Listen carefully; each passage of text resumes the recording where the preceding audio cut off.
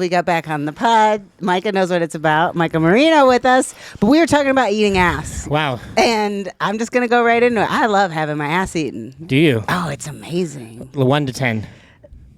As 8. An Eat it from 8? the back. Just get it all. Okay, would you rather pussy or your ass? Oh no, it's like a side dish. Okay. You know? Side dish. Yeah. Does I it don't need want to that be as the main included? course. Does it need to be included every time? No, but So- it's a nice treat. So how often is it included? Steven would start sex by eating my ass. He was That a was the dirty first thing motherfucker. he would do? Yeah, just sit on my face. That's what he would say. You sick Come fuck. sit on my He's face. just looking down on us right Suffocate now. me. Yeah, sick fuck. Probably get lost in his beard, all the juice. Yeah. He's probably like, oh shit, her semen from 2 weeks ago. My Still in there, huh? Yes. We wanted to make a beard oil at one point called coffee and pussy juice. Wow. Golly. And like recreate the scent of my vagina and then some coffee aroma. Well, Micah's got a nice beard. Maybe he can jump in on it. that would sell great. It would so great. Okay, so 8 out of 10. What about you? Because you're a little ass. You got your ass eaten too. You little sick fuck. Hey, I'm not mad at it. It would be like a 6 or 7. Okay. But see, how do you get into the mood for that? Like, if you're in that just position, happens. No, okay, but for him, it's different, right? Like, are you asking for it or are girls doing it? No. I would never ask for it. Okay, so would girls never just down there close enough to the ball sack where if she's they- just like, I might go in. Yeah, it would have to be like someone special though. It wouldn't be just like anyone that's just I'm just letting going down there. It's it'd have to be. It's a privilege Yeah. to eat Micah's ass. Okay, so there's a little bit of comfort built between the two before Yeah. that, and not just some random girl on a hookup where she's just like eating the ass. Yeah, no, I'm not. No. So then you had the conversation with someone before What? about eating ass. Like with those people, it wasn't just like in that moment she ate ass because she didn't know, she guessed. You already told her you were down with it. No, I don't think I've ever actually had a conversation where I was like, "Hey, I think you should eat my ass." I like to have my ass eaten. It was just, I think the very first time that it happened, it was just kind of like I was with someone for quite some time, and she just kind of did it, and I was just like, all right, like Without saying anything. without saying. See, she would have ended up in the fucking ER. What would you have The done? ER is crazy. Dude, I would have. What, you're going to hit someone? I've had this conversation with girls because they think it's funny, and I'll tell them like, I don't like my ass eaten. They're like, I'll make you like it. I'm like, no, bitch. And I say, if you end up in the hospital the next day, it's your Jesus. fault that That I'm in is prison.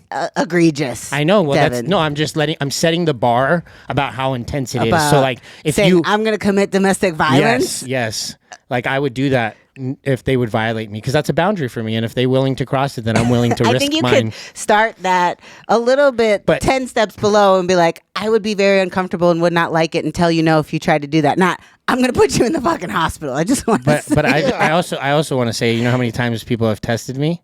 0. So I think my logic works. Okay, I guess. Intimidate the fuck out of them. They're like, when they're under there in the undercarriage, they're sucking on those balls like that. They don't even dare think to go close to that butthole because they know. close to that. With that being said, ladies and gentlemen, we have our first guest today that is a male. I feel like I got some power in the room today. Let's go. Got some power in the day. So we got Micah. What's the last name again? I fucked Marino. it up. Micah Marino. See, I just know Micah. That's it. Yeah. Micah, the power lifter that made powerlifting cool. That's how I envision him. I have a serious debate. What? Who's known you longer? Oh, wow. I don't know. Well, I mean, we both know Micah separately. I know Micah from powerlifting. Well, how many years have you known him? Okay, known or no? Like known. I remember. I think you've known him longer. Yeah. It was like 2017 is when I met you in person for the first time. Oh, then maybe him. At that meet in the maybe valley. Maybe you then. Because I've only been here 7 years, and I met him like within the first year I was here. Oh, So right around the same timeline. Yeah, I think it was November 2018 though. okay. Yeah, Okay. at the lift factory. Because I mean, it was at the Lift Factory. I mean, that's literally the last time I saw you was at that gym. Yeah. So, and that's the only time we were going there. It was like I think the first year that I moved there. Is it still open? Yeah. Yeah, it's still open. Like, what made you transition from there to? Well, wait. So We're gonna jump into his Sorry. story in a different Oh, point. We're you gonna start started this. the day you were born. Tell it. No, I'm just kidding. Oh, the day I was born, October 28th, 1990. A long fucking time ago. No, I know you had like a challenging upbringing. Like you didn't have shit easy. And I don't think a lot of people know you for your story in that way. Like they know you for powerlifting. They know you for fight or quit. Like they know you for all these badass things. But like you had many other lives before that. And I want the audience to get to know a little bit more about you in that way. So wherever you want to start. Yeah, I mean, I grew up in St. Louis. I've been here for 10 years, but I was born and raised in St. Louis. Are you a Cardinals fan? Yeah, I mean, because I'm a Cubs fan. Oh boy, Devin's stirring the pot. Here we go. Yeah, no, I mean, when I lived there, I was definitely a Cardinals fan. Yeah, and, yeah. Mark McGwire back in those. Oh times, yeah, the Sammy Sosa days, baby. Yeah. Let's go. Yeah, when they were all on steroids and stuff, so that was cool.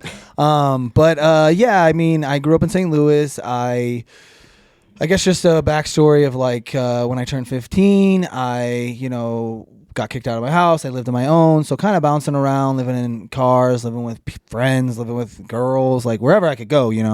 Had to work multiple jobs, fast food like crazy or whatever. You said when you were 15? Yeah. And what'd you get kicked out for? So my little brother that passed away, Trevor, me and him got into a huge fight, and my dad basically was like, you gotta go kind of thing. And so I was like, all right. He asked me back like literally 2 weeks later, and I was like, no. I was like, what happens if we get into another fight? I'm 15. I don't really know what I'm doing, but I'm kind of like on my own. I'm thinking I'm cool. I got a car now. I'm going house to house, and I was just like, no, I don't want to come back. I feel like I'm okay on my own, and I'm kind of establishing like who I am, and I don't really want the easy route. And I'm 15, so, but like also rules. Like I had rules at home. I couldn't bring people home. I couldn't, have girls come over. I couldn't do whatever, so I'm just like, no, I'm good. I'm just going to focus on the gym.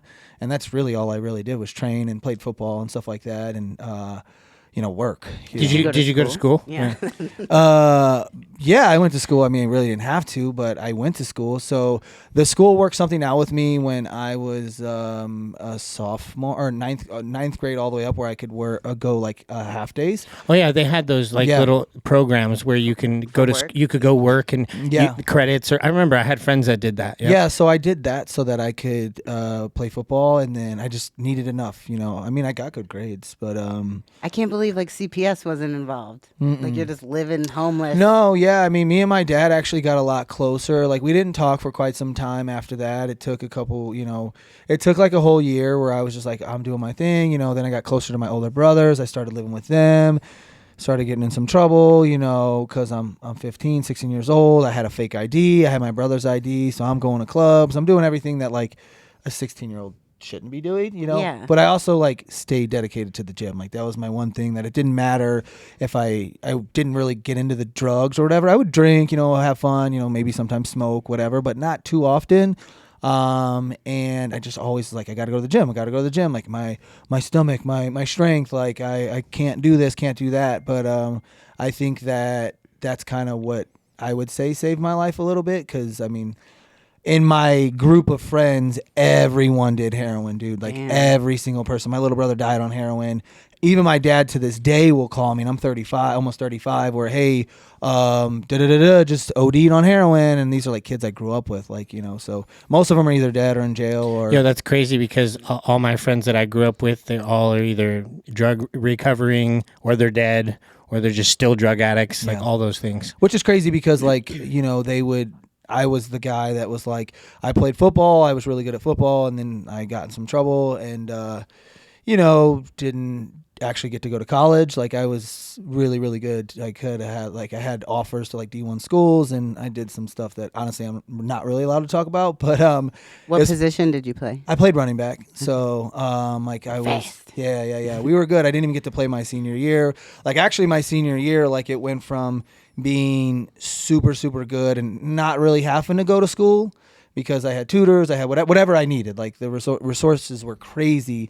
And then when I got kicked out, or not kicked out of school, but when I got kicked off the team, everything changed. Like it was really hard to graduate my senior year. But yeah, it was, that's kind of, the gym kind of saved my life. I grew up fighting. My brothers were pretty tough, and they were bigger than me. And how much older were your brothers?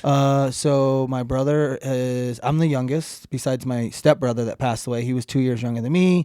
I think my older brother is 3 years older than me, and then my oldest is probably 40 now, maybe 41. But see, at 15, right, when you get kicked out, like even for me, I'd be like, where the fuck am I going, right? I think I was always in fear of my parents to never do anything wrong because I knew I had nowhere else to go. So like at 15, you never thought like that you would be stuck and not have anywhere to go? Or do you feel like at that time you had so many people around you, like your older brothers and friends, that you could just hop around? Yeah, no, I just kept hopping around. I had friends that they're like, one of my best friends who actually was killed. He lived like in the same neighborhood as me, and I would always crash at his house. Like literally like 5 of the homies all stayed at his house. Like we all stayed there. We partied there. Like his mom was a nurse, so she was never home. So he had this nice pool. Like I had my own room. That was like the come spot. on, that was the spot. Yeah, That's you where, were like, just, no way I'm going back home. yeah, no way I'm going back home. And yeah, I would go to the gym. I'd go to school. I'd go play football, and then the parties were back at his house. You know, cops would always be there all the time. You know, but they knew us. So you never got arrested or anything like that? I got arrested when I was like 16 for shoplifting at JCPenney's. Nice. And the funny part is that the cop that walked me, like the cop that quote unquote arrested me, I didn't like go to jail or nothing. You know, they just put me in they brought me to the jail, whatever, and they called my dad, and my dad was like, let him fucking sit for a little bit. And I was like, dude. Tough love. Yeah, I think I was 17, like almost turning 18, but they knew me from football, so instead of just walking me out JCPenney's to the cop car, they walked me through the entire mall. So like people who knew me that I played football with could all see me. My dad told the cop, he was like, walk his ass through the entire mall so everyone can see him and see how stupid he is. But that's probably the only time like I got arrested, I would say. But nah, I never really. I was always very like polite to cops too. And you were underage, even though you weren't living at home, they had to call your parents. Mm-hmm. Yeah. And your dad wasn't like, fuck him. So honestly, when they call my dad, I was like, call my dad. Like I don't even know if dude's gonna answer. You know. I was like, I don't even live with him. And then they were just like, well, we got to call someone. And I was like, all right. Well, I actually tried to get them to call my brother, and he was just like, wasn't answering. So then I didn't want to sit there anymore. So I was like, all right, fuck it, call my dad. And my dad was just like, you're an idiot. I'll come up there, I guess. You know. So. That's some small town Midwest stuff, like Yeah. walking through the mall and putting the shame, like, because then everybody knows you. Yeah, like, I tried to put my hood up and everything, and he kept pulling my hood down. And I'm like, yo, like. And it's even worse. You don't live with your dad. He's all telling him what to do. Yeah, and I'm like, dude, like that's kind of fucked, but whatever. I mean, I guess people thought I was a little cool, like walking through. They were like, oh, look, there he is. badass. And I'm like this. I'm like trying to pull my hood up and stuff. Especially at 16. Yeah. It's like the pure embarrassment right there. So Yeah. you trained, was it because of football that got you into training? Like what inspired you to start So training? actually, my dad was a power lifter. He was the gnarly, big bearded, jacked like a fat dude. power Yeah, lifter yeah, like old school powerlifting. Like you know, geared so lifters. yeah. Yeah. So he kind of got me into it. We had a little small gym in the basement, and actually, the first day that I ever trained, I would like sneak down in the basement while he was sleeping because they would be like, you can't train, you're not old enough, your body needs to grow, which is probably why I'm the shortest one in my family, because my dad's like 6 foot, my brother's like 6 foot, my other brother's 5'11", so, and here I am like 5'6", you know, so. Wait, how old were you when you were doing this at night? 11. Okay. Yeah, so I literally, the first time I went down there, and there was like this little, curl bar, and I just tried to pick it up, and I remember the weights fell off, smacked me in my face, chipped my tooth. I still have the line in my tooth, and I was like, oh shit, what am I gonna do? Like, I can't go tell my dad. So I just like went to bed, and then I woke up, and like my dad's like, what'd you do to your tooth? And I was like, wait, what? And he's like, your tooth. And I was like, oh my God, I don't know. Like I just played it off. I was like, maybe I fell in the shower. And then they found my tooth, the other piece of my tooth in downstairs. Oh, damn. My dad was like, did you fall down here on the weights? The weights were falling off. Like, I don't know. So then my dad was just kind of like, well, screw it. We're just going to let him train. And yeah, I did. Then I started powerlifting. And then I kind of did it for like football. Wait, would he train with would dudes come over and they would have yeah, they would get at it. That's yeah. a great environment to learn. So that's just kind of like the thing. And then when he got older, they would. Now, would you say powerlifting back then is different than it is now? 100%, bro. Yeah. So what was different? Would you say it's better now or better then? Plus and minuses. Yeah, I think it plus. Yeah, I mean it was. Okay, back then it was a little more purist. Like you just wanted to be fucking strong. You didn't give a shit who saw you, who knew. You got fat as fuck to just lift the mass moves mass. They're like dudes like fucking this is how I got introduced to powerlifting too, was from old school motherfuckers that did geared lifting, and they like one dude did a blood dump to make weigh-ins, like the craziest shit. They were such purists, and it was like, fuck you if you're trying to do this for anything other than the fucking pounds on that bar. Yeah, and I think most people back then didn't really. There was no structure. It was just like my dad would be like, if you're not bleeding and throwing up, you didn't train hard. Yeah, it was always max effort. So how would you compare that to like Thor? Because isn't Thor like the strongest dude? The guy that powerlifted, he just did like the. No, that's strongman. It's not the same. But it's not the same at all. No, because the rules are different. You can lift the bar all shitty. But the reason why it's like, okay, so what's better about it now is like, I don't know. I thought I had something. I would say people are lifting smarter, so they have more longevity, less injuries. That's all I can think of. Yeah, no, for sure. So I think powerlifting now is there's more structure. There's coaches. There's just, I mean, the research has always been there, but no one really like cared to do it. Like no one, like say for example, my dad didn't. It was like they went to the gym. All they did was lift heavy. They'd squat, max out. 3 times a week, whatever they had to do to get stronger. There was no plan. It was just like, let's go to the fucking gym and just fucking crack, go crazy and, throw up and, sweat our asses off. And if we're not bleeding, we're not training hard enough. Now it's not even close like that, dude. Yeah, I guess you can compare that to like bodybuilding too, right? Back then there was less people with gear or like different types of machines. Like were people tracking their workouts the same? Oh no, but they were fucking blasting gear. Oh yeah. Blasting. Who was? Powerlifters. Oh, now it's regulated to not, right? No. Or you still can? There is drug tested divisions. There was no drug testing at all back then. Yeah, I don't think so. I would just say like the biggest difference is like there's a lot more people that know about it now because of social media and stuff. And it's more organized now. Whereas so it's just evolved. I mean, to more structure in place, having purpose with your lifts probably versus just going, how heavy can I get? Yeah. Whereas bodybuilding, the evolution of bodybuilding, I feel like is harder, like because it's bigger and bigger and bigger and bigger, and the look keeps changing. Whereas nothing has changed in the sport of powerlifting. It's always been squat, bench, and deadlift. And how much you can lift. Right. Mm-hmm. Whereas bodybuilding evolves because what they're rewarding evolves. What you get rewarded in powerlifting is you either did or you didn't. Yeah, that makes sense. Yeah, and I think like I said, the coaches have gotten so much better. Like there's so much research out there where it's like, I mean, dude, you could just go on ChatGPT and find like stuff that no one knew about before. It's just crazy. It's changed. I think that's all sports though. Like you see track athletes getting faster. You see like college football players. I think everything's just getting a little more advanced. Yeah, because now I bet like your dad and like the people I learned from powerlifting in the golden era, records that they were doing in multiply fucking lifting suits that are made out of like basically like fire hose material to keep your shit together. People are doing raw, regular with no lifting equipment. It's like people are deadlifting over 1,000 pounds just on their own accord, whereas before they would wear these lifting suits and all this stuff. So I don't know if the gear's gotten better, genetics have gotten better, training's gotten better.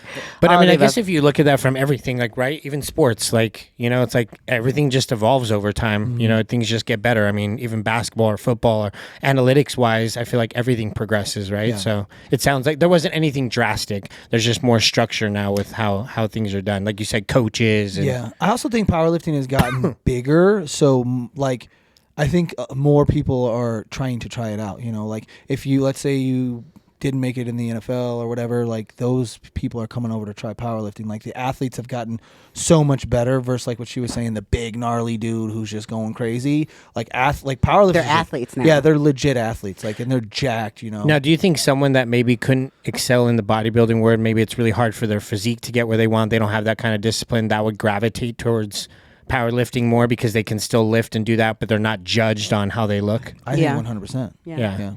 And I think same vice versa. A powerlifter builds this beautiful aesthetic in this body from doing those compound movements, and then they want to showcase it and do it in bodybuilding, which used to never be the case, because when you used to think of a powerlifter, you've even said it before, like a big fat whatever, like, but the best people in powerlifting look like bodybuilders. And most wouldn't cross over. Now people are doing now that. People, I would say in the past, like since 2020, the sport of powerlifting has changed a lot, especially at the higher levels.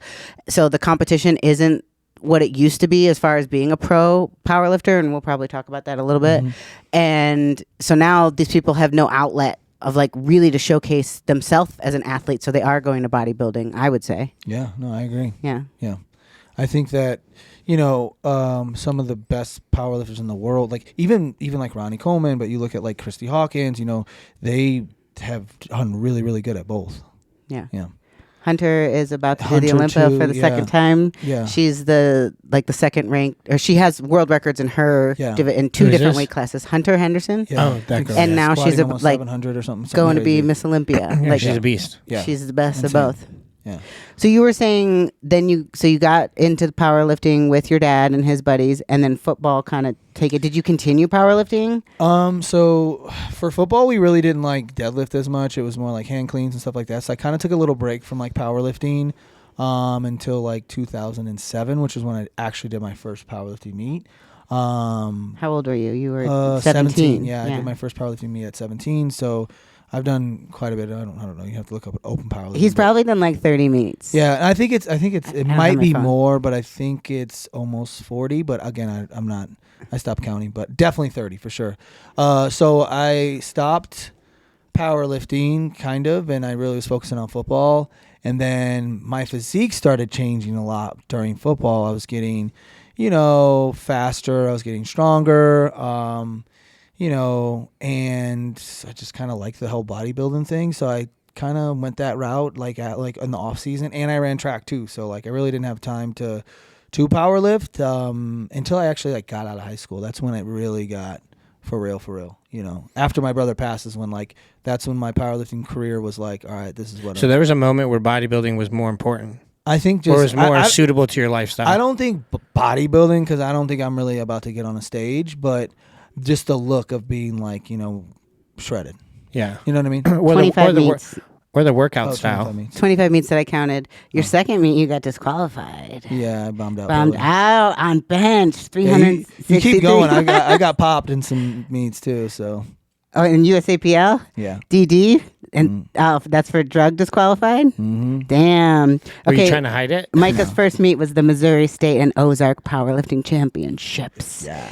2007. He was 16 years old. Did single ply at 148 pounds. Ladies and gentlemen, 148. he squatted 363, benched 314, deadlifted 440 with a 391 dots for those powerlifters following up. Don't be telling people my dot score. That's crazy. Okay, and ending And I'm his, all like, is that good? ending his powerlifting career. 17, 16. Well, not ending. His most recent meet was the Ghost Clash 4 on the pro day of this year in April, weighing in at 198. So you're svelte now. You've put on some pounds. A little bit. Squatting 6. Technically, you wouldn't be at her weight requirement. She requires 200 to date. I was 200 on game day. I just made He weight. cuts. Yeah. Oh, Yeah. but statistically, you were 198. Yeah. On paper. He squatted 672, benched 451, and deadlifted 782 with a 559 dots. Yeah. What's that mean? Dots? He's not as strong as I was. What does 559 dots mean? It's like that's crazy. Dots is it's the like the Dippin' Dots that you eat. It's Bullshit. how many he But can those eat are in so a cup. Bullshit.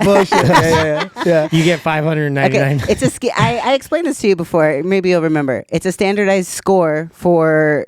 It takes out gender and body weight out of I've the just equation. never heard you say it that way. Dots. Like, what's that number in front of it? So it's how many dots points you have. It's the amount of points. So my highest dots was 591. Yeah.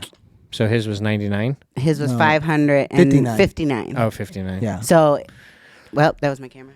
We're back. We had a minor camera moment, but we are back. But I want to just change directions and just say something that's personal to me.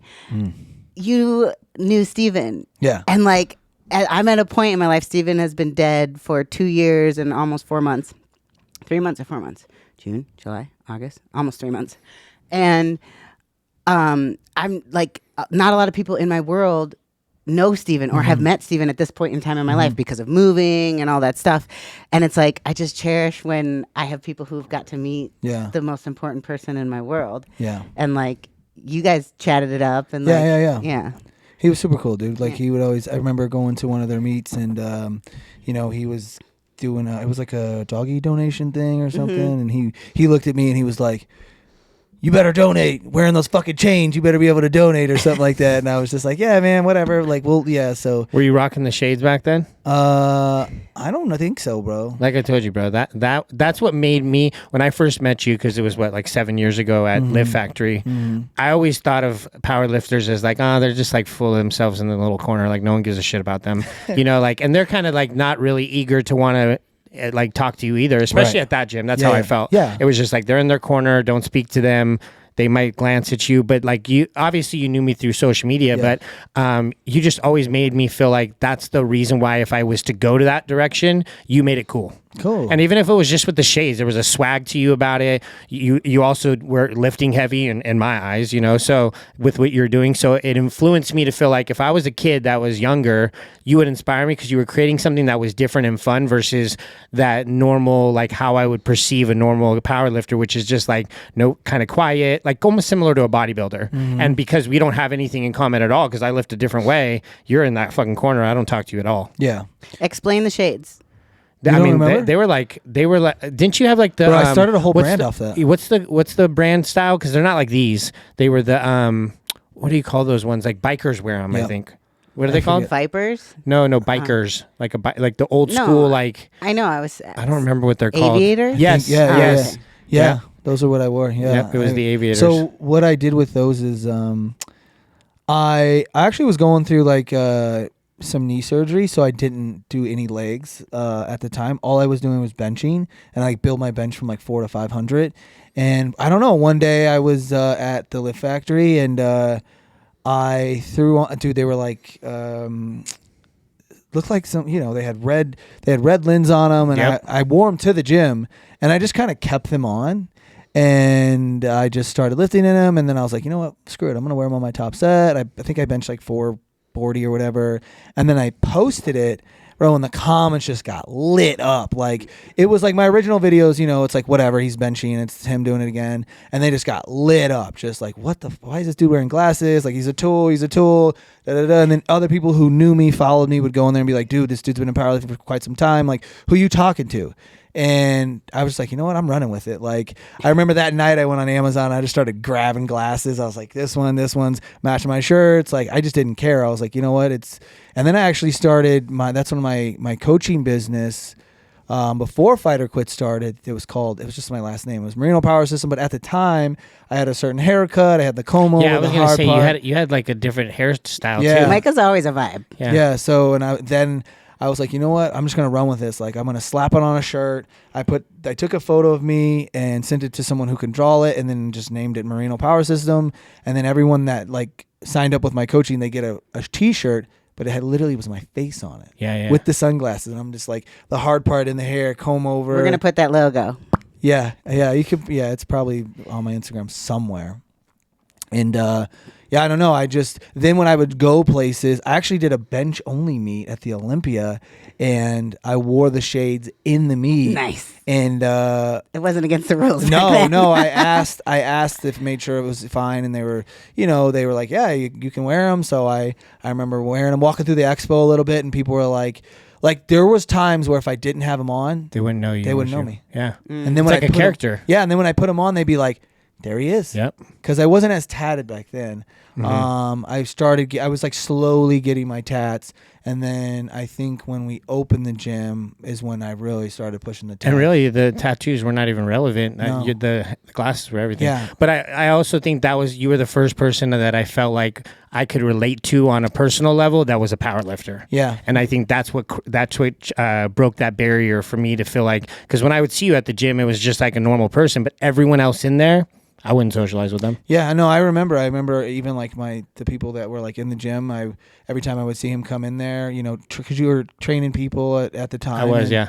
And I always, made it my point to go say what's up and talk to him. Because I remember the first time he came in, I was like, what the fuck? Like, y'all know who he is? And they were like, dude had like 1 million followers. And I was like, fuck it, I'm going up to him, bro. Like, I don't care. And I was just like, what's up, bro? Yeah. And he was, super cool. But see, and that right there, it validates what I'm saying. Like everyone else, they wouldn't do that. Yeah. And that's what separated it. So I think the glasses also, I always have like a character in a way, right? Yeah. And I'm always my true authentic self. So I felt like you were really fixated on like, this is my plug-in right here. Yeah, yeah. No, I remember. I was like, he's tatted. He's, I remember seeing him on Instagram, and I was like, worst thing he can do is just tell me to like fuck off, and I'll just fuck off, so. But he didn't.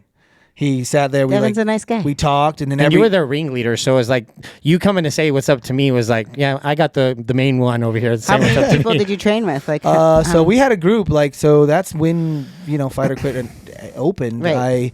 I had like at the time. So tell that story. You've told me the story. I like the story. Wait, before you tell me the Fight or Quit story, I do have your shirt still. Oh, really? Yeah, it's hanging up. Hell yeah. Yeah, the old school just black You one. should have wore it today. I totally forgot about it. I I had just that thought about one it on now. that exact one with the black, with the red, the white. It's white, yeah. I had that on this morning and I changed. Yeah. Yeah, that's crazy. It's still Wouldn't that hanging be up. funny if you guys would have showed up as twins? Yeah. That was so dope. But now that I think about it, I should imagine if I just had it underneath and I took it off. Dude, Right that would have now? been so epic. That I know. would've been sick. Failed. Damn it. Damn it. But I Missed do still have opportunity. it. Every once in a while when I'm going through my stuff, I'm like, oh, there it is. There's Micah. Yeah, that's sick, dude. Yeah, no, so the Fight or Quit story. Well, it started as a clothing brand. How did you start the brand? I don't know that.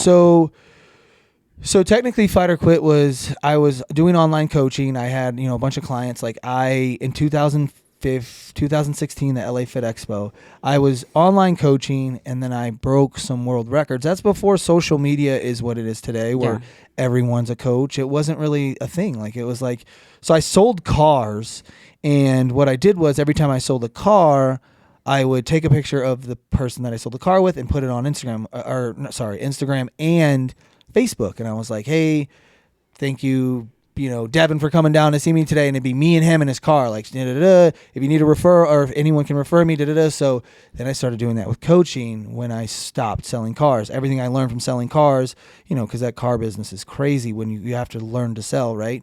So then I was like, well, I'm quitting this. I know how to sell. Let me sell something that I actually know shit about. I don't know shit about cars. Like I don't, I can't even change an oil change. I'll admit that. That's okay.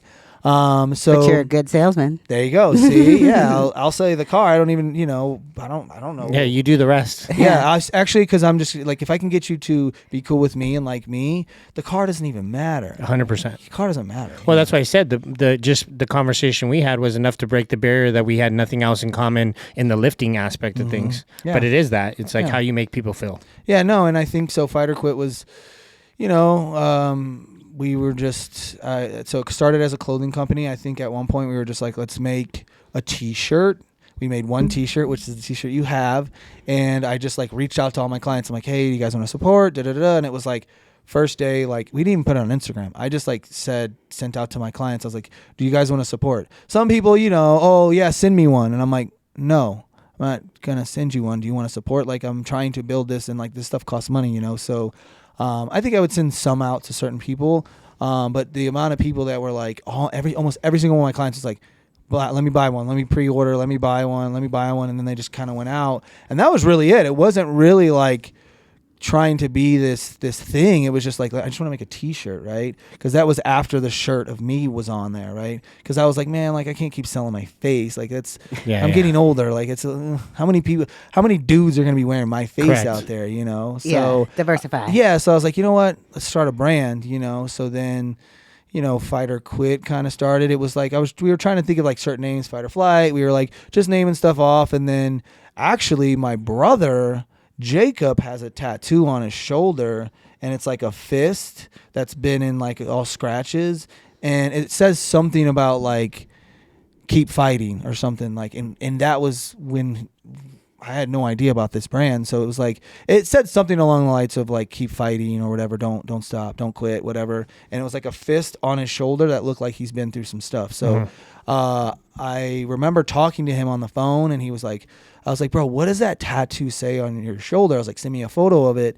And then I was like, I kind of just said like Fight or Flight, and then I was like Fight or Quit, and I was like fight or quit. And I was like, oh, okay, like that could mean anything, because like we didn't want to do a brand that was like too powerlifting. Yeah, I didn't want it to be like a guy deadlifting, because then you want anyone to be able to wear yeah, it. because I want like, you, her, or the grandpa or the kid who's going through something, anyone can relate to fight or quit. It could really mean anything. So that's kind of how that started. And that was in 2017. And then we started printing t-shirts. We started doing more things. Like I was actually the one printing them in my garage, like screen printing them, knocking them out.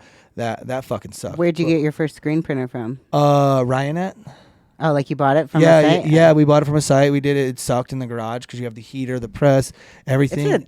It's a big process. It sucks. Did you fuck it up a lot in the beginning? The amount of shirts I fucked up. Screen printing is hard. Yeah, see, when I think towards the end I was having my brand, The Dedicated, and mine was very similar. Like I want to be able to have a name that could be for anyone. Yeah. Right? You could be dedicated to anything. Literally. But my difference was I had a company that they did my whole website, and then every time an order came through, they already had the shirts ready, and they just boom, hit it. Yeah. Gone. Yeah, I mean, that's something like if I you live and you learn, and that's something that like the amount of time that But back then, I don't really feel like drop shipping was in 2016. 2017. I mean, I was almost already about to be here, so I was doing. Yeah, we were doing it. Okay. Yeah, but your They profit weren't margins are a lot less. Probably. Yeah. But everything's just in. They had their stuff already stocked in house. so You're not ever like sitting on things. But you also could you custom design anything you wanted? See, they were just taking a percentage of whatever I was pricing. So like if I was selling a shirt for $40, they would take a small percentage of it.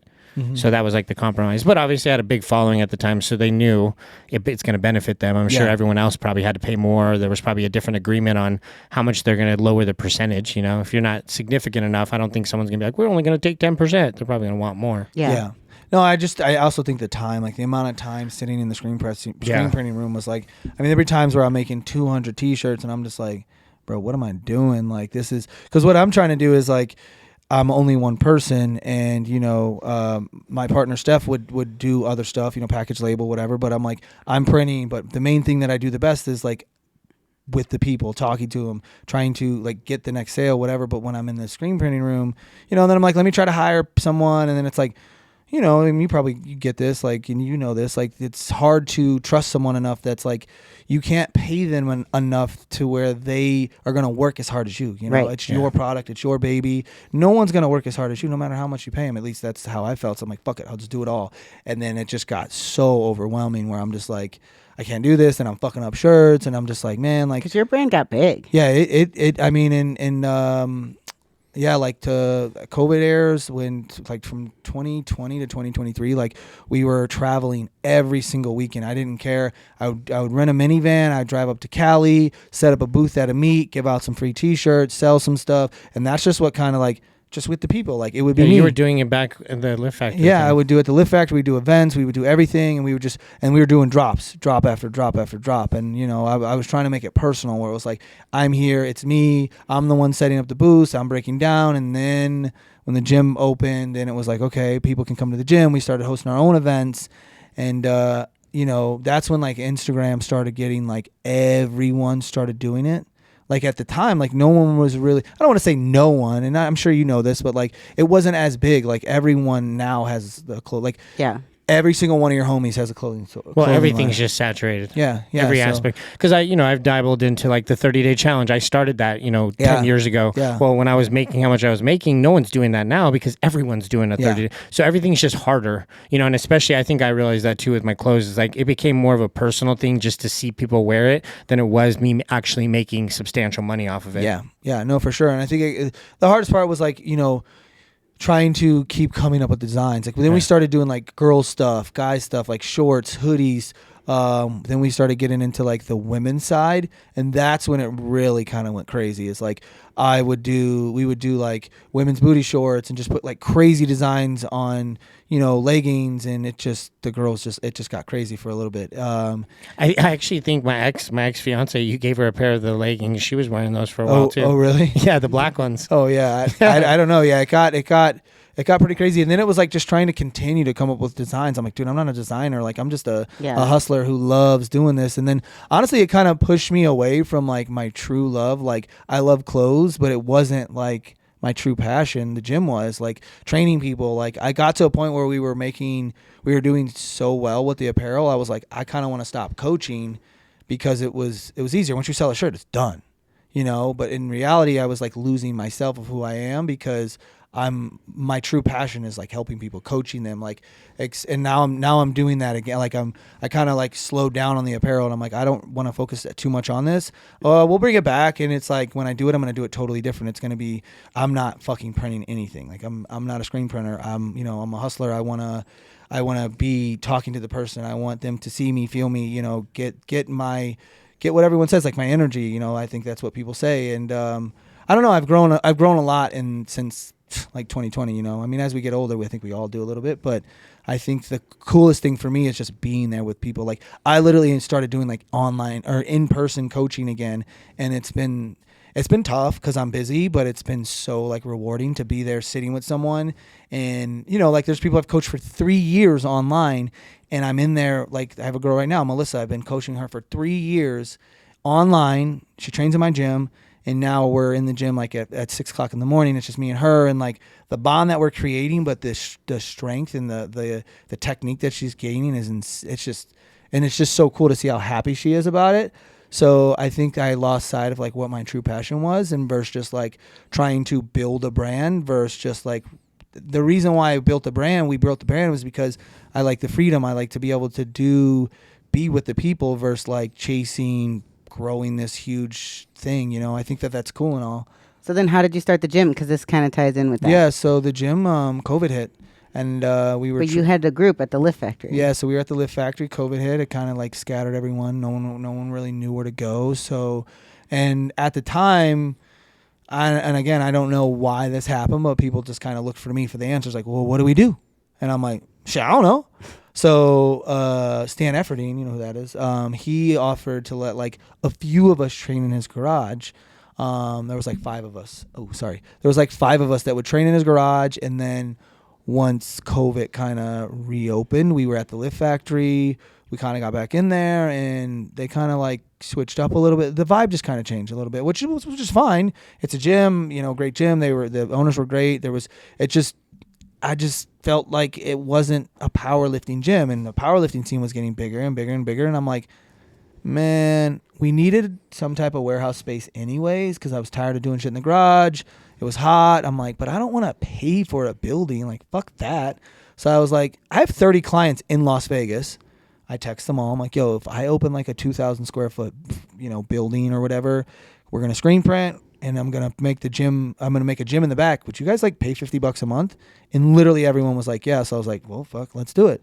So then like the first building we went and saw, dude. Is it where you got? That's where we got. And that was, so where we're at now, it was just across the street from that. And we were there for and then COVID reclosed as soon as we got the keys.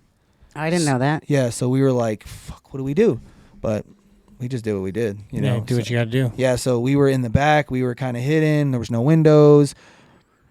That's kind of how it took off. I mean, there was a lot of gyms at that time that were doing that. I was sneaking into... See, luckily, like, I'm friends with Dan Bilzerian, so he was like, you can come to my gym whenever you want. So, really? Yeah, we went there a bunch of times because he had a home gym. But I would sneak into... what's the other gym? I can't think of the other one that's far away.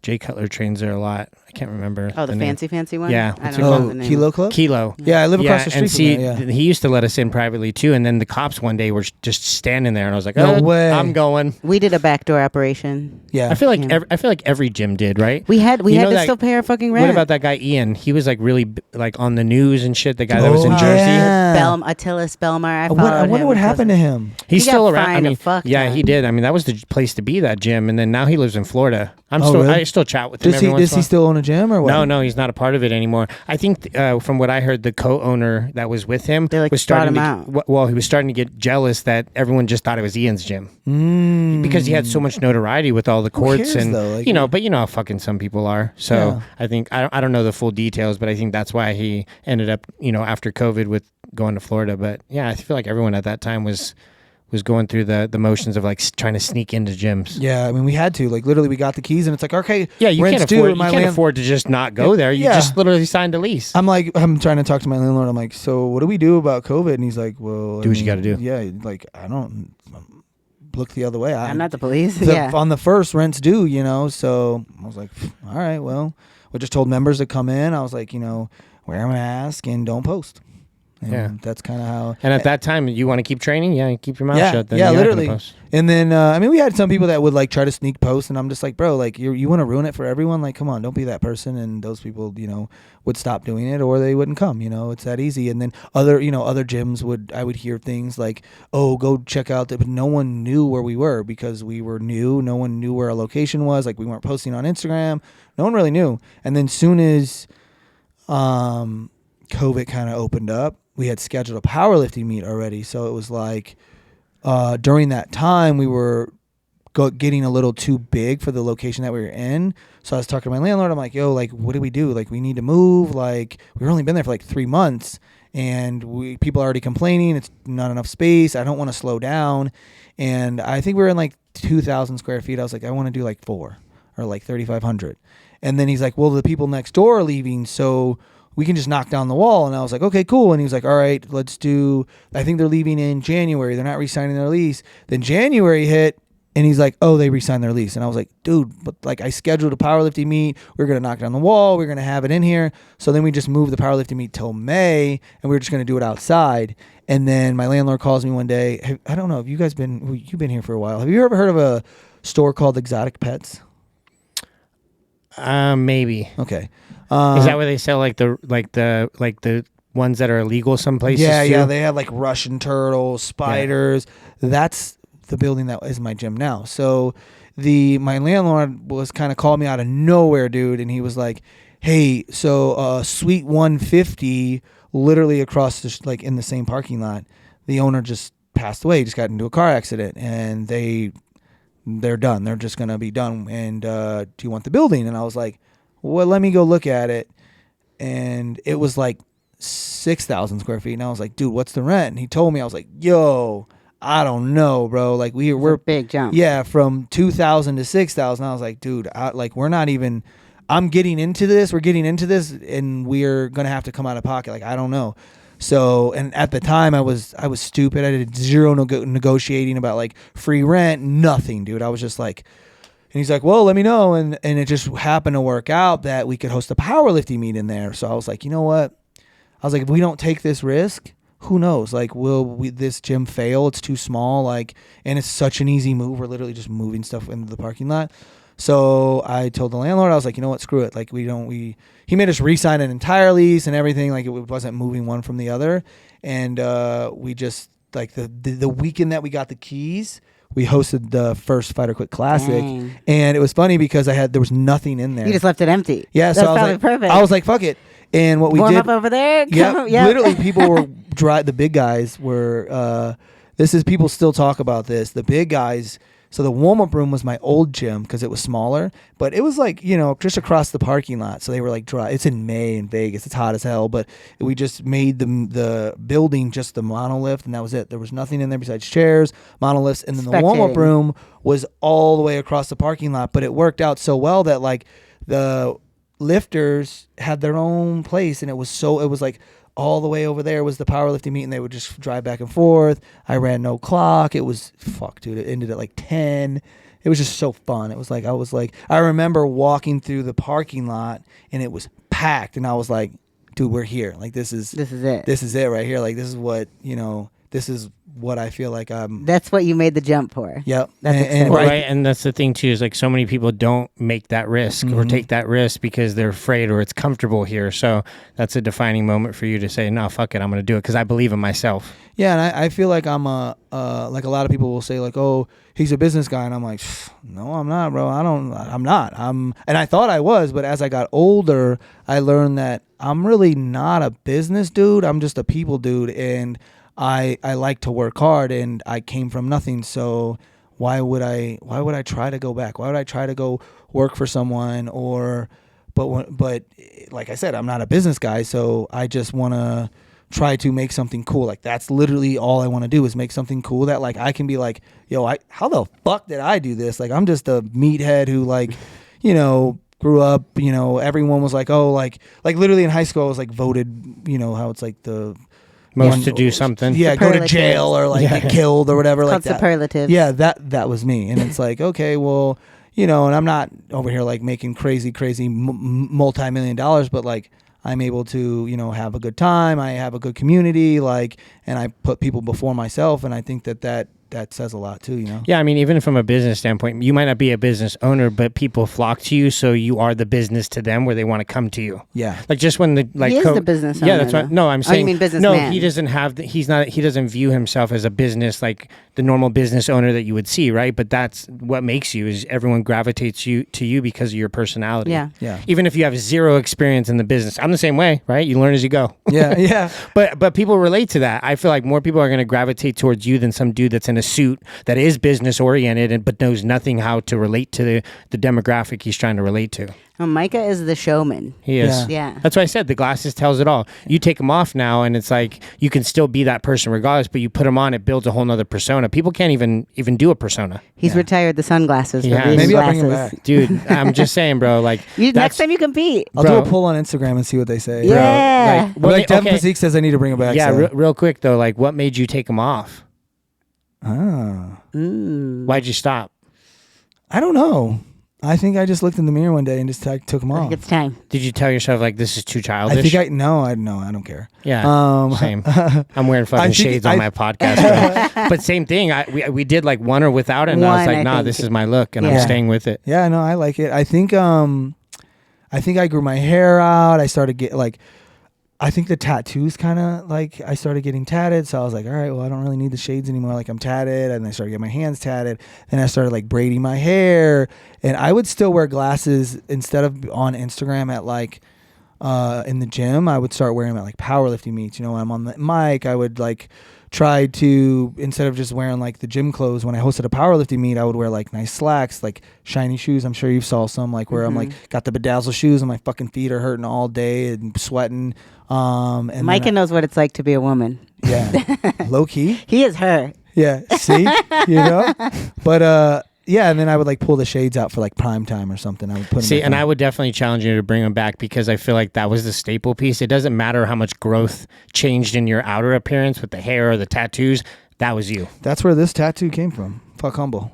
It says it right there. The shades kind of created that because, like, I mean, at a time it kind of got a little annoying on Instagram where people were like, and still to this day, people will say like, "Oh, Micah's different when you meet him in person than when you meet him, you know, when you see him on Instagram." You know, it's like, well, I don't think I am. Like, but I've been doing a little bit different content, more like trying to show my personality, but like I'm deadlifting, slamming the bar down, and I think people just, you know how it is. Like they just. Well, I also think your content's from what I've seen has changed more to your clients than it is about you. Mm-hmm. As far as that. That's what happens when you are a washed up powerlifter. Yeah. But see, you know, to go back to your point about how like you lost love for what you initially were doing because you were so invested in these clothes, I feel like it was the opposite for me. I never really cared to diet people. That wasn't a passion of mine. I just knew I was making a lot of money doing it. Mm-hmm. You know, my passion was building a lifestyle that inspired people to do what I was doing, and then I was just lifting. So when I was doing it the other way, I thought to myself, man, I really don't enjoy working out anymore. Yeah. And then I had to find myself the same way, which was take coaching out of the scenario. And now I love lifting again because it's about me. Yeah. It's not about serving others. You're the opposite. You want to serve because that's your personality to get people pumped up. Like when I was training people, I'd be falling asleep, bro. You know, like I think I saw you sleeping at the I was like, yo, dog, sleeping right now. The two that I had in there, remember I was that black guy and then the overweight chick. I had like two clients. Yeah. She ended up losing like 100 pounds. But even in that process, I wasn't enjoying it. I was still working to make money. Yeah. You know, where it's like take the money away. I mean, obviously that's your income, but take it away, you would still enjoy doing it. Oh yeah, 100%. And that's the big factor there. Speaking of, this was your best meet ever. Which one? The last one? The one he just did. I'm still getting better. You know see, now, so what is next for you in powerlifting? But if you would have had those shades on, I would have remembered. Oh, see, shit. I'm telling you, you bring those shades back. You hear me? Well, actually, when I got on the live stream to commentate, I had shades on. I feel like if you brought them back to a meet, people. I don't know if you're allowed to wear them inside. It's like in the rule book and shit. Well, back on Instagram then. What's next for you in powerlifting? I'm actually competing in December. Where? Jordan Wong has Okay. so King of the Platforms. Okay. Yeah, so that Still going. So do you have a ranking then? Because didn't you have one? Oh, he's like. I'm like sucky. Are you? I don't know if you just look at my weight class. Don't look at it all time. Come on. I mean, Okay. Wow. Okay. So tell us about because the career span of a powerlifter. I'm 125 now. Damn. I used to be like in the 70s. crazy. Powerlifting has grown, bro. It's wild. Micah. But I mean, that's like anything, even bodybuilding, like the amount of people that are doing shows, or everyone's a competitor now, or everyone's an online fitness coach. It's like everything is just expedited to everything. I mean, even OnlyFans, bro. It's like everyone does that now too. And now AI is doing There's like literally OnlyFans. nothing that you could Really? put past someone. Yeah. It's like taking over. For OnlyFans, you mean? Yeah. Yeah, but it's still not like, it's not her.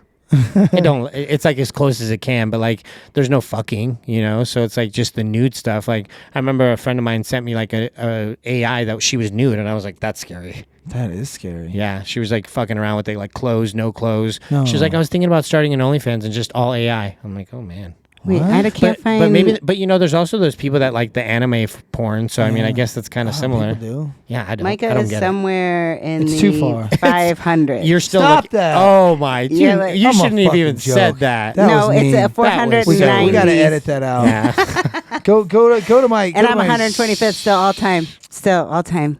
Damn. All time, unfiltered.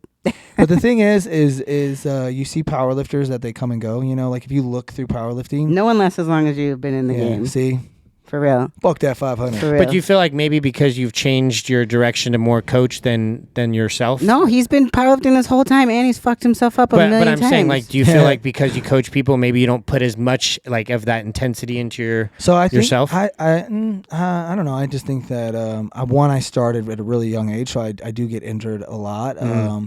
And I just was dumb when I first started powerlifting. Just didn't care, that old school. Let's bang it, go crazy. More is better. Yeah. And now it's like less is better, And I would, I'm still competitive. I'm still qualifying for like quote unquote pro meets. I mean, what does that really mean? But at the same time, like I'm still able to do You were that. a very good powerlifter. Yeah. I mean, at once upon a time in 2015, that's the crazy thing. I set multiple world records, and now those records are just destroyed. You know what I mean? Yeah. Yeah. In the deadlift, I broke the all-time total at 160. I was 165 in the raw division, and then they just got destroyed. What was it then?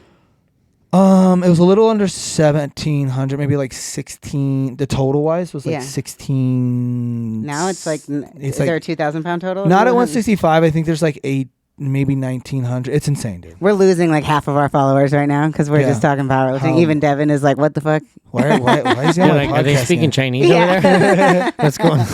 Yeah. But do you feel like as you get older that could diminish too, like your strength, or do you feel like I'm actually stronger. Really? He's literally just had his best meet ever, like numbers wise, Oh, that's crazy. after all these years. But is it normal for people to lose as you a get normal older? career span of a powerlifter is only 2 to 3 years. Because they just get hurt Injuries or something? and lack of interest or progression. Yeah. So to be in it, like I was in it for, well, I guess I still competed just this past year, 13 years. And Micah's been since 2007. Yeah. So Math is hard. 18 years. almost, 18 years, Yeah. almost 2 decades. You know? So is it better to go out and lift as heavy as fuck, set all the records and be done, or longevity? I would say there's got to be some kind of strategy for longevity. Well, I guess if you compare, like, look at Jay Cutler and Ronnie Coleman, one can walk, one can't, right? So, like, also that, right? Your quality of life, like if you're... I think what happened to Ronnie would have happened genetically.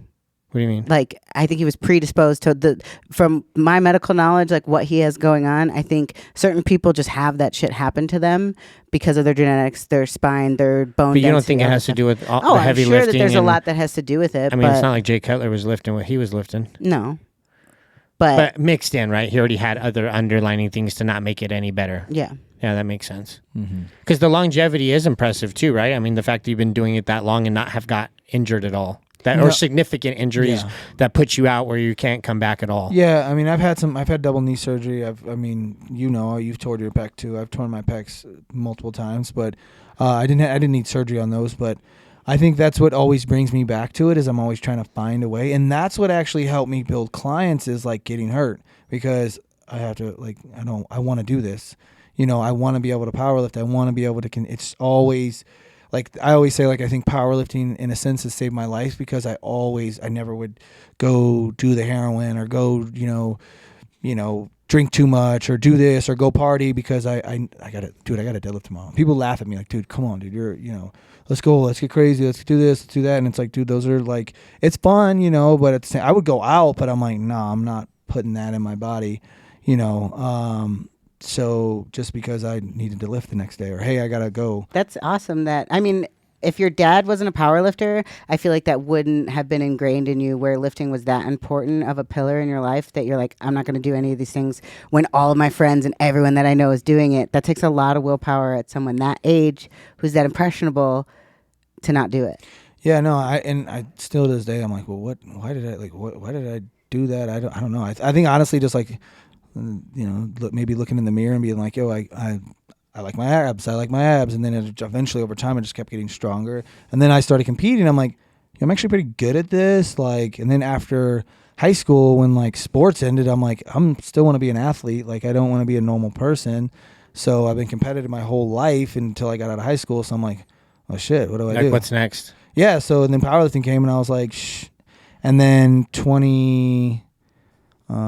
when my brother passed away, that was kind of like, what year was that? It's on my neck. I have to look. Is the tattoo on this side? Other side. Yeah. I know. I always say that too because I forget. I'm like, is my dedicated tattoo up here on this side? I forget because it's reverse. So it's. I want to say it's almost been 10 years.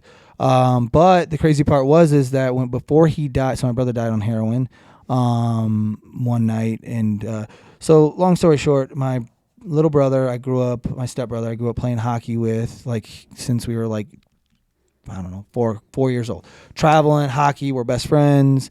Then my dad married his mom. We were always traveling together, so, whatever. But we always traveled together, and then he moved from a different school to come to my school. And he had a tough time making friends and stuff like that. So, like, I remember getting his first girlfriend. I was, like, one of these girls that I knew. I was like, yo, you just will you date him, please? Like, do me a favor. Like, I'll let you wear my jersey this Friday. Like, can you please wear it? Can you please date him? Like, let him, he was kind of immature. He was 2 years younger than me, so he was a little more immature. But then he started hanging out with the wrong people. He started, smoking. Then he started, doing Xanax, all that stuff. Then he started doing heroin. And when I found out that, like, we sat down, we talked, whatever, and he was on it for quite some time. Then he went to rehab. He got out of rehab. Then I would literally go with him to his AA meetings, like sit there, dude, like, with him and make sure he's okay. And I was like, dude, you can always come to my house. Here, here's a key. Whatever you need to do, just come to my house anytime you need me. I actually got him on steroids because I was like, bro, get addicted to this. And, like a small, just like test, right? Mm-hmm. I was like, just so you don't have to do heroin, bro. Like, get in the gym. Like, at the time I worked at Gold's Gym, and I'm like, dude, be here. I get here at 5, be here at 6. I'll let you come into the gym. I'll train you, whatever. Like, we'll get you to love something else, you know? And he did it for quite some time. And then I didn't know. We would check him, but I guess he was like doing it in his toes. And we didn't know that. Fuck. Yeah, so he would like shoot in between his toes because we would check him every time he got home. So one night, I think he was 19. I was just tired. Like, I literally turned my phone off, and I didn't turn my phone off, but I fell asleep, and I remember my phone going crazy, and I was just like, fuck, I don't care. And then I wake up the next morning, and it was my dad calling me saying, hey, they just found Trevor in a bathroom, like, needle in his arm. Like, and then I look at my phone, dude, I had like so many text messages like, I need you, pick me up. Like, I'm not doing well. And then, like, message of like, you promised me that you don't be there for me. Where are you? And like, that was the last thing like I heard from my brother. So, fuck. Yeah. And I was 2 weeks out from doing like this quote unquote pro meet, which was the Olympia. And I told him, I was like, if you're clean, we're going to take you out there. We're going to take you to Vegas. It's going to be fun. And then that's when he died. And I was like, fuck this. I'm done. I'm not powerlifting. I'm good. Like, I couldn't even think about it, went to the funeral, all that shit. I stopped training. And then I had a conversation with the guy that was coaching me, and he's like, I think you should just do it, dude. Like, I think it'll be good for you. Like, get out of St. Louis. Like, I think if you don't do it, you're going to go down a path that you don't want to go down. So I was like, fuck it. So I went to a print shop and I made a t-shirt. So everyone there was like 10 of us going out to Las Vegas, and I put on I got this big bright orange t-shirt and it said "Stop Heroin." And literally walking through the Olympia wearing that, and people were like, what the fuck is this dude doing? They almost didn't let me wear it at the meet, but I told them what happened, and they're like, okay, that's fine, we'll let you wear it. So I competed in it, and I ended up losing to like a guy named Al Caslow, who at the time was like an OG, like crazy good, whatever. But after the meet, I did really, really well. I think I was 20. After the meet, Eddie Cohn. Eddie Cohn's like, the Michael Jordan of powerlifting. Yes. He comes walking up to me, and I didn't know who he was. And he's like, man, great job. Like, I think I had attempted like a 755 deadlift to try to win, and I locked it out, but it was like soft knees or whatever. But it was like, at the time, my best deadlift was like 670. Like, I hadn't even pulled 700, and my coach came up to me and was like, do you want to try to win or do you want to pull a PR? And I was like, I didn't come here to try to lose. Like, I want to build who I am. I'm here. I'm emotional. Like, fuck it. So I didn't know he like went from 672 to 700, 755. So damn, he's just like, just pull it. And I was like, all right. And I pulled it, locked it out, but like I like had downward motion. And at the time I didn't know no better. I'm like, fuck the refs, like whatever. But I remember after that meet, that's when Ed came up to me and he's like, here's my number or whatever. I think he reached out later, and we kind of connected a little bit. And then that's when like powerlifting kind of like, I found it, a little bit. I was like, damn, I'm actually good at this. Like, people were coming up to me, talking to me. Like, I remember I wore this bright ass pink deadlift suit. Like, it was pink, dude. And I had pink Converse on and this orange t-shirt on. I ended up making it in like they do like the recaps of the Olympia. It was like a magazine. I was like on like one of the pages in the little bottom, like me deadlifting, and a Stop Heroin shirt. And so yeah, I almost didn't go, and then after that it was like I got invited to another powerlifting meet, the IPL Worlds or whatever, and I went out there. I broke some like quote unquote world records, whatever, and then I got a sponsorship from First Form. So like all these things kind of started happening.